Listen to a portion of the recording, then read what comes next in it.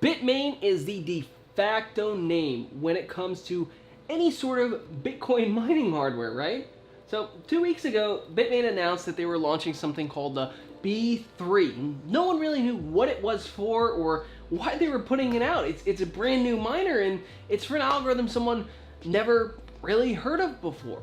So I went ahead and I bought one, and I got mine a couple days ago. So today I'm going to share with you guys how I like it, what I think about it, and what it's going to be best for in the future. I know you guys want to talk about the hardware first, so let's just do that. Let's talk about the hardware first and go to the boring stuff later. So the B3 is actually, and this is surprising here, and actually a collaboration between the team that developed the coin, and which is Bytom, and Bitmain. And that's kind of an interesting thing because we haven't seen that real relationship since Siacoin and the Obelisk, and that actually got beat to market by Bitmain. So seeing someone actually work with Bitmain to develop hardware-specific solutions to their coin is interesting. And it wasn't just anything that was used. The algorithm itself is called tensority, and tensority is kind of a play on the word tensor. So if you have a GPU or you kind of follow any sort of gaming things, you might know that some of your GPUs have something called TensorFlow.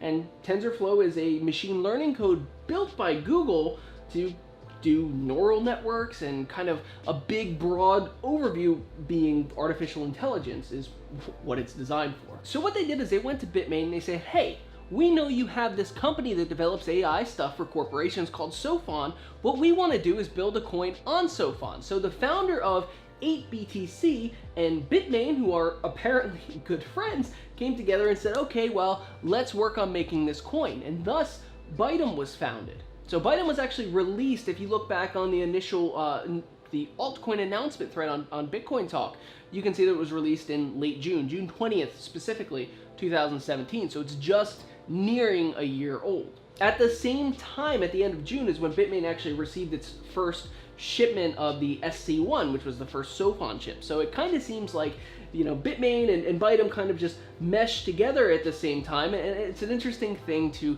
see, and leaves a lot of speculation that some people say is going to be great for the coin, and others kind of question it because of how Bitmain has operated in the past, and they're kind of afraid of centralization and whatnot. Now, the reason I bring up the Sophon SC1 chips, which is, they're actually called the BM1680s, is that's what I actually think is in these units, because the overall power draw, there's 3 hashing boards with 4 chips apiece on it.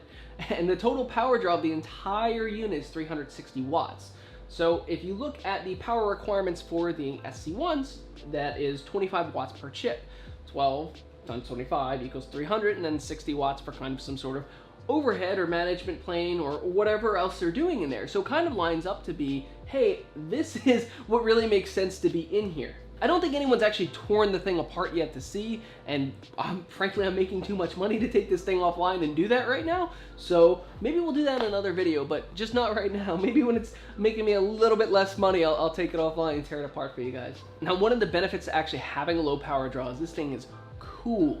It only runs about 40 degrees centigrade when it's running, which compared to my L3 Pluses is around 15 to 18 centigrade lower in temperature. Now, the trade-off to having that lower temperature is a super loud fan.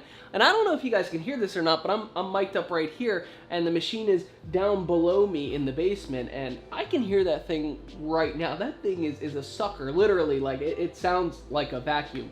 And it overpowers all of my L3 Pluses, all of my GPUs, and my exhaust fan. That thing is loud. So I went ahead and I measured the sound to it, and just have a listen to this thing, and it reaches, what, 98 decibels?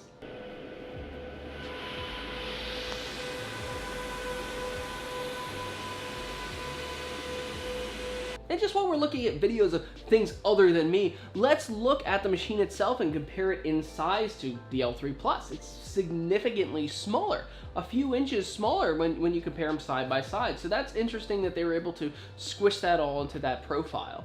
Now, Bitmain rates this thing at about 780 hashes a second, plus or minus whatever 10. But that's what I'm seeing about the average is 780. And that only pulls 360 watts, which is next to nothing. And you can use either one of the like the Bitmain power supplies. They have like the APW3++. Or you can use one of these like server power supplies, like a common slot HP server power supply, and one of these hashing boards. And one of the nice things about them is that they're pretty cheap, and you don't have to go and get a 1200 watt server power supply because the thing only pulls 360 watts. Now Bitmain does say that they'll void your warranty if you use a shoddy power supply, so keep that in mind and do as you may, but it's a cheaper solution than buying a $110 Bitmain power supply for a 360 watt draw. Let's talk about price. This thing was actually pretty expensive when I bought it. It was almost 2,500 bucks, 24 and change. And then right after they put out batch 1, they sold batch 2 to be sold side by side. And I'm talking May 1st to May 10th being the window for delivery for batch 1, and May 11th to May 20th being the delivery window for batch 2. That's pretty unlike Bitmain, and a lot of people were mad. In fact, they actually, someone over on one of the Discords posted a screenshot of a man threatening to go to the Bitmain headquarters and kill himself to kind of bring attention to what they were doing. It got pretty heated, and Bitmain eventually refunded the Chinese market a certain amount. Now that upset the other markets in the rest of the world, and eventually Bitmain gave them a little bit less of a refund than the Chinese market. So it equaled out to be, I think, about a $572, $76 refund that came from Bitmain. So it brought the machine down to under $2,000, about 1,900 bucks, somewhere between 18 and 19 on the latter half. Batch 2 went down to about $1,500, so it was a little bit cheaper, but by the time you got batch 2 versus batch 1, I've already made that difference up. So be that as it may, it did pay a little bit more to have the machine a little bit ahead of everyone else. I guess that kind of brings us right into earnings. How much am I earning with this thing? Well, right now, I will confidently say that if you were to purchase one right now and get one right now, it is the most profitable ASIC that Bitmain sells. When it actually came out, it was making about 400 bucks when Bytom was $1 a day. Right now, it's down to about 80 cents, and I'm making somewhere in the neighborhood of $180 per day today. So it was a nice stream of revenue over the last weekend and into this week. Now, Bytom, the team did say to expect it to level down to about $44 once both batches arrive. So there was 2,500 in the Chinese batch 1, 2,500 in the rest overseas batch 1, and then we're expecting another 5,000 units total. So somewhere in the neighborhood of 10,000 units. So by that time is somewhere where we're expecting around $44 a day, which is still really good compared to some of the other stuff that we're seeing. So today, if you don't have one, how can you mine Bytom if you don't have a B3 today? Well, that's going to be difficult. You technically could CPU mine. The Bytom wallet is actually a full node wallet, and you can mine Bytom from the wallet using your CPU. Now, it's funny because none of us really knew that the ASICs were going to be online at mainnet launch, so we were all trying to CPU mine, get it out there, and when we realized the ASICs were already mining, a lot of us turned off the CPU power because you're not going to compete with it. You know, even the nodes that I was running to compete with it was Xeon processors and my Ryzens and my i5s, my i7s, none of them were hitting anything. So eventually I turned them all off, and I was troubleshooting something on my desktop, and I must have left my desktop one on, and I actually hit a block while mining with CPU. I'm pretty sure I am the only person that has hit a CPU block mining Bytom, so that's the interesting fun fact for the week. So does CPU mining make sense? Probably not. It's probably going to be more of a waste of electricity while trying to hit the block. You might look out. So if you guys want to, try it. Tell me if you do. Tell me, let me know. I want to know that I'm not the only person that hit a block with my processor. So GPU mining. That's another hot button topic, because if you're like me, you have GPU rigs as well that you're trying to mine, you know, whatever's most profitable on. So you're going to point your GPUs to them. Can you do that with Bytom?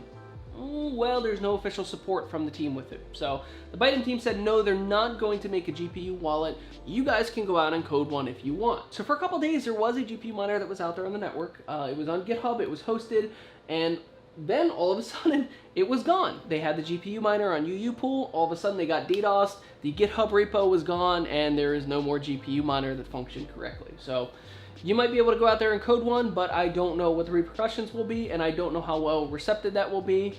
I can say that I did mine with the GPUs, and I did mine with the B3 side by side, and it was not equal. Now you might read on some of the forums that yes, it was, and from a hash rate sense, that's correct.